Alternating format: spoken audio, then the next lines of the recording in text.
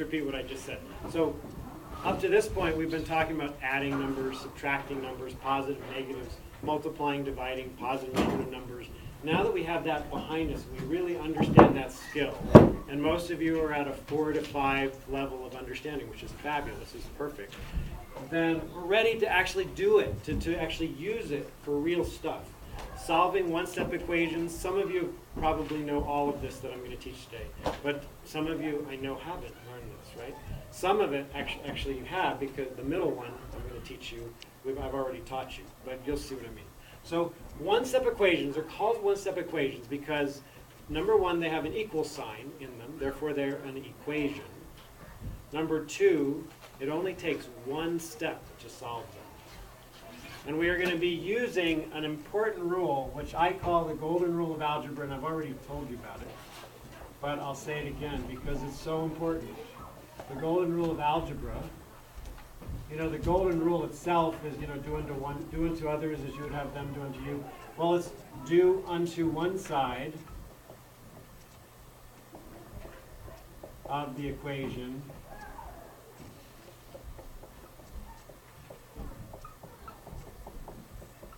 as you would do unto the other, as you do unto the other, whatever. As you do unto the other. It's a great rule in math, and it's actually a great rule in life, right? Treat everybody equally, so that, as much as you can, right? Do unto others as you would have them do unto you. So anyways, the whole idea is you've got an equal sign, and your equation is split into two sides by that equal sign. You have this side, you have this side. And if you have to remove something from this side, you also have to remove it from this side. Whatever you do one side, you have to do the other. If you add something to this side, you also have to add something to this side. If you multiply something to this side, you also have to multiply that same thing to this side. If you divide something on this side, you also have to divide that same number on this side, right? You got to do exactly the same. You got to be totally fair. Do the exact same thing to both. Okay, so there's 3 types of one-step equations that you're likely to see. So here's the first one. X plus 4 equals 10. Here's the second one. 2x equals 18. And here's, can I erase this now? Mm-hmm. You guys have that down? No. Okay, that's fine. And then the third one, I'll just do the third one right here. 3. 1/3 x equals, 5. Okay, so I have 3 types of one-step equations. And ironically, if you master these, you can do almost all of the hard stuff. Because all the hard stuff is just a combination of these, right? But today we're just going to focus on these, the one-steps. So I see it says x plus 4 equals 10. Now I got to remember what my goal is. My goal is this.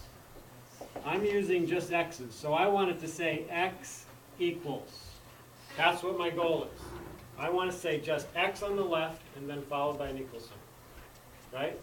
And if it doesn't, I need to get rid of that thing that's in its way. Does that make sense? So I have an x plus 4 equals 10. What's in the way of it saying x equals? Yeah, Tom. The 4. And is the 4 positive or negative? Positive. It's positive. We know that because it's plus 4. So I want to get rid of it. How could I get rid of it? Yeah? Yeah, let's do it. Let's subtract 4 from this side. Okay. Is that all I have to do? You have to subtract Oh, from the other side. oh yeah. Oh, God, thank God if you remembered. Okay.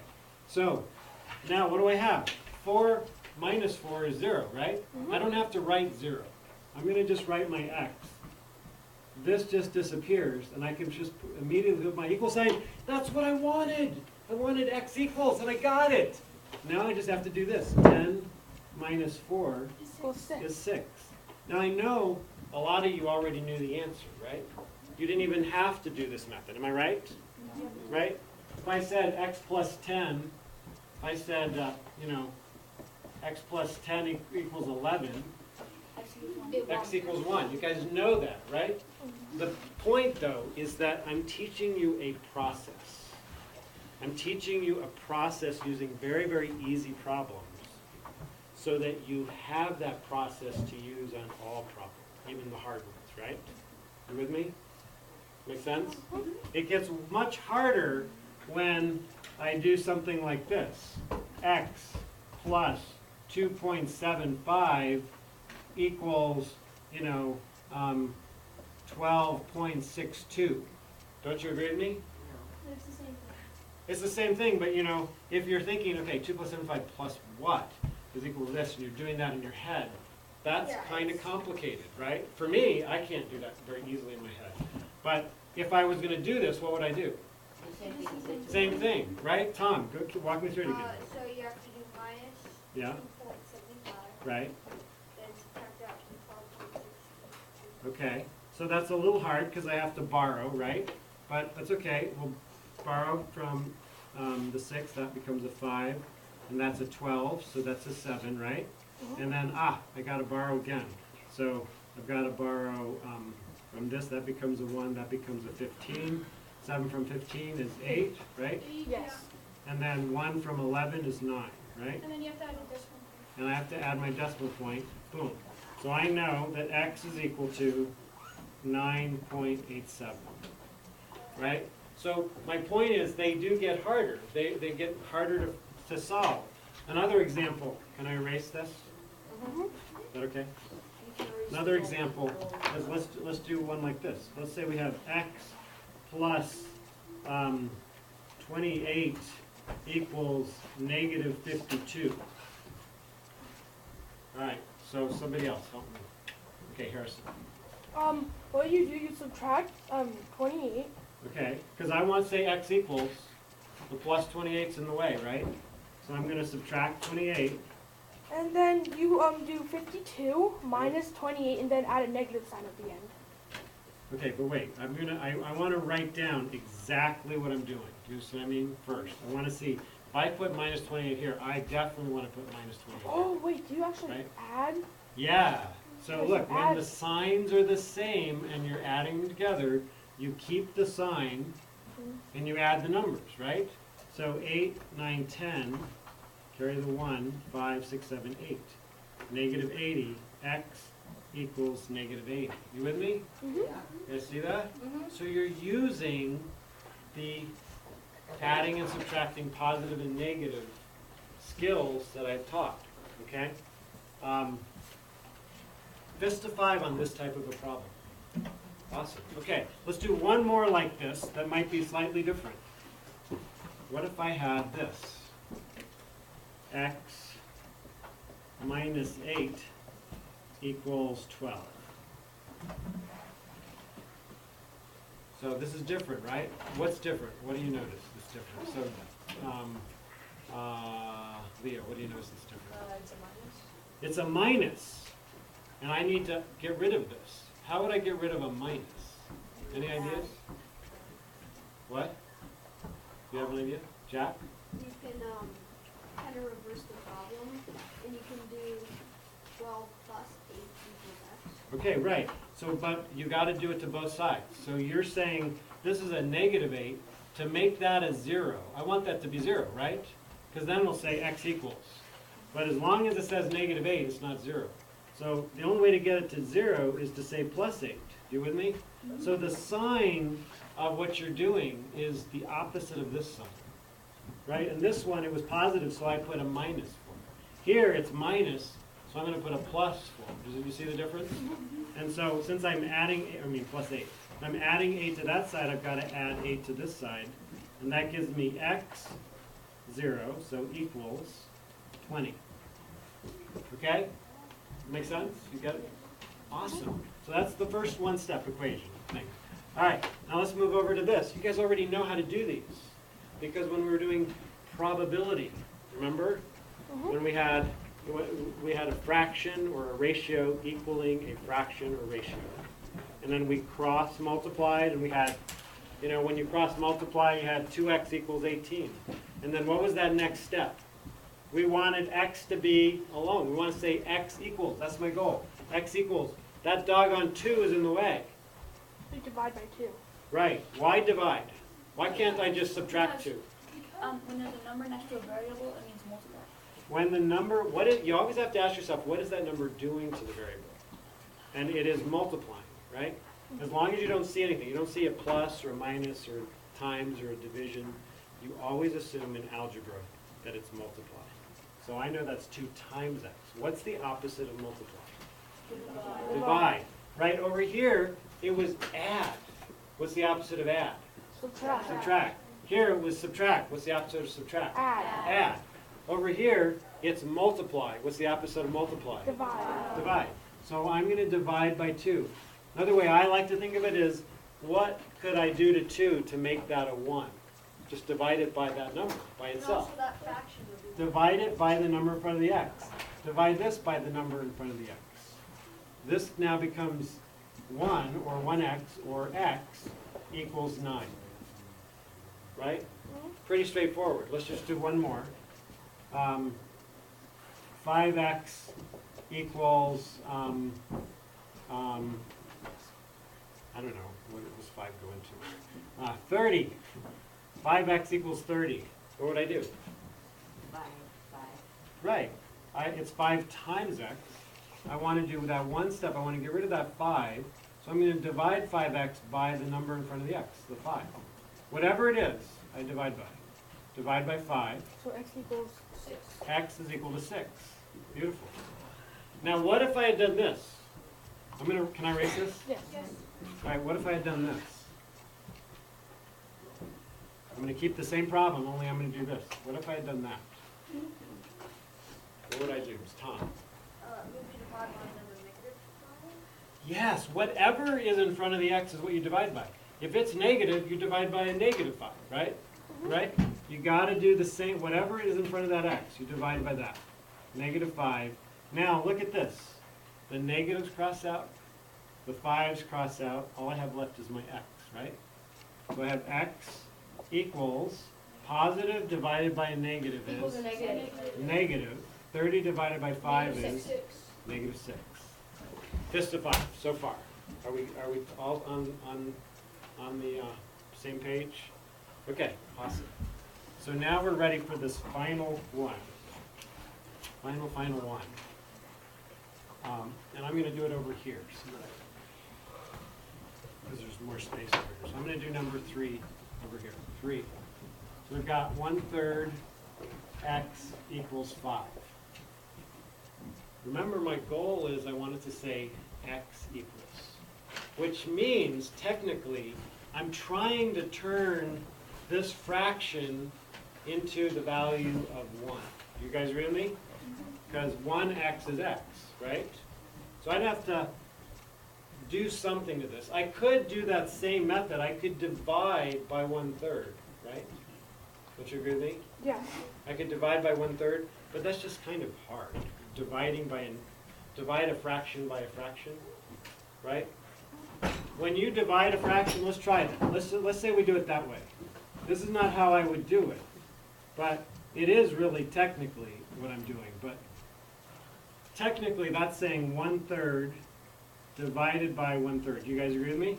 Yes. Isn't that what that says? 1/3 divided by 1/3. How do you solve a division problem with fractions? Somebody different. Somebody totally different. Somebody, Owen, I saw your pencil raised. Okay. You flip to the second and multiply. Okay, so we're gonna copy dot flip, right? Yeah. 1/3 times 3/1, right? So what is this called that I'm multiplying? What is it called when you turn? An improper fraction. Yeah, okay, but what else is it? It's the exact flipped of this. It is called its, Opposite? no, opposite would be negative. Oh. What? Fraction. Reciprocal. Reciprocal. Reciprocal. Yes. Reciprocal. Reciprocal. So if I take 1/3 and divide it by 1/3, it's the same as taking 1/3 and multiplying it by its reciprocal. Do you see that? Reciprocal is just flipping the fraction, right? All right, so instead of this, I find that hard, because then I have to do this to figure out what I'm doing. You see what I mean? I find it much easier to go straight to the multiply this times this reciprocal, and it will always equal 1. Does that make sense? Okay, so let's do it. So I'm going to multiply this times the reciprocal of 1/3, which So is 3/1. 3/1. But I have to do the same thing over here. So I'm going to make my 5 a fraction, and I'm going to do 3/1. And what do I have? This crosses out, right?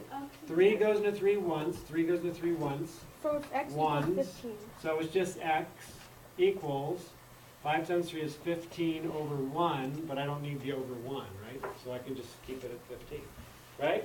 Yes. You guys see this? Yes. It's pretty easy. Let's try another one. We'll do 4. Let's say 2/3 x equals, I don't know, 4.